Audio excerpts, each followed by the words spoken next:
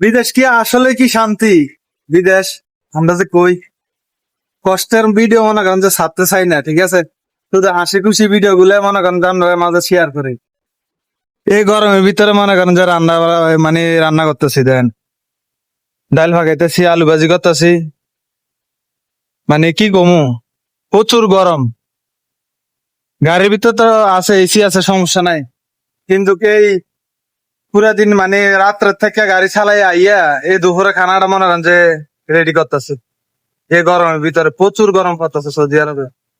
আরো গরম তো বাকি রয়েছে, এখনো আসে নাই। এই গরমের ভিতরে রান্না বান্না করতেছি, মানে এই যে ছুরিটা যে ধরমু, মানে এত গরম, মানে বলার বাইরে। বুঝছেন, এত গরম হয়ে রয়েছে সবকিছু। উফ, প্রচুর গরম পড়তেছে সৌদি আরবে। এ হচ্ছে বিদেশ, এটা হচ্ছে শখের বিদেশ। টিয়া টিয়া এমনা ইয়ে না। হ্যাঁ, গাড়ি চললে চাকা ঘুরলে মনে করেন যে টাকা আইবা, আর নইলে আইব না।